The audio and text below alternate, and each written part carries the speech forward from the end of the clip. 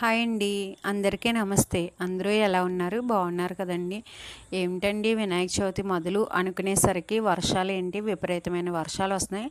ఎప్పుడూ వినాయక చవితి అనేసరికి వర్షాలు ఉంటాయి. కానీ ఈసారి అయితే మరీ దారుణం.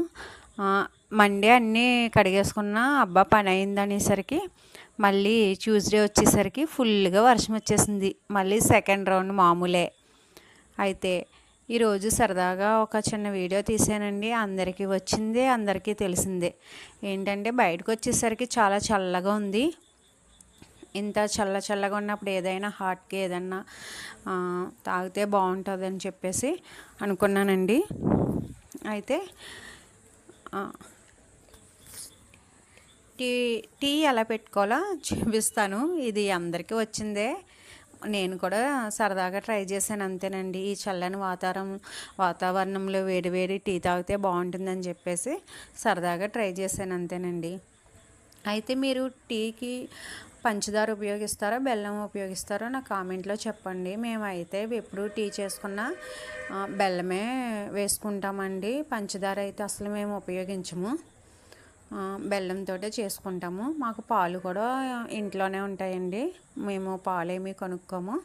మామూలుగా మాకు ఇంట్లోనే మా మామయ్యగారు గేదెలు మేపుతారు, వాళ్ళు పోస్తారండి. అందుకే మంచిగా. కాకపోతే మేము టీ అనేది చాలా తక్కువగా తాగుతాం. మార్నింగ్ టైంలో అయితే పిల్లలకి ఎలాగో జ్యూస్ చేస్తాను కదా, నాకు ఇంకా సరిపోతుంది. కాకపోతే ఇలా వర్షం వచ్చినప్పుడు ఎప్పుడైనా పెట్టుకుంటాను, అదైనా మార్నింగ్ టైంలోనే. అలాగే టీలో బెల్లం ఎలా వేస్తానో అలాగే ఇలాచీ కూడా కంపల్సరీ. ఎక్కువగా చాలామంది అల్లం వేసుకుంటారు. నేనైతే ఇలాచీ మిరియాలు కలిపి కొంచెం మిక్సీ కొట్టుకుని ఉంచుకుంటానండి. ఎప్పుడు టీ చేసుకుంటే అప్పుడు కొంచెం అందులోనూ అది వేసిన తర్వాత బెల్లం అవి వేసిన తర్వాత కొంచెం ఇలాచీ వేసుకుని టీ తీసుకుంటానండి. ఇలాచీ వేసుకున్నది ఏంటంటే చాలా రిలాక్స్గా అనిపిస్తుందని అంటారు. నిజంగా కూడా అంతేనండి, బాగుంటుందండి. అంటే అల్లం అంటే మనకి ఎంత క్వాంటిటీగా వాడాలి, ఎక్కువ వాడకూడదు అలా అంటారు కదా. ఇలాచీ అయితే అలా ఉండదని ఒక చిన్న ఫీలింగ్ అండి. ఎవరైనా వస్తే కంపల్సరీ అల్లము అవి వేస్తాము. ఎవరైనా వచ్చినా కూడా మేము బెల్లంతో పెట్టేస్తానండి. నేనైతే మాత్రం పంచదార అనేది ఎక్కువగా కూడా ఉండదండి. ఎప్పుడైనా తీసుకుంటే ఉంటుంది తప్ప పర్టికులర్గా పంచదార తీసుకోవాలి, సరుకుల్లో రాయాలని కూడా ఏముండదండి. దేనికైనా ఎక్కువగా బెల్లాన్ని ఉపయోగిస్తాము.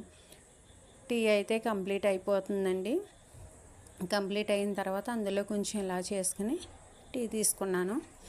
ఈరోజు ఈ వెదర్కి ఇలాగా టీ చేసుకోవడం, ఎప్పుడూ తాగేదైనా కానీ ఇలా చిన్న వీడియోగా ఇలా తీసుకుని ఇలా చేసుకోవడం అనేది చాలా బాగుంది. ఏదైనా మిస్టేక్స్ ఉంటే తప్పు పట్టకండి. నాకు కొత్తే, ఇప్పుడే స్టార్ట్ చేస్తున్నాను. మీరందరూ కూడా సపోర్ట్ చేస్తారని చెప్పేసి ఆశిస్తున్నానండి. తప్పకుండా ప్లీజ్ సపోర్ట్ చేయండి. Please subscribe please. Thank you.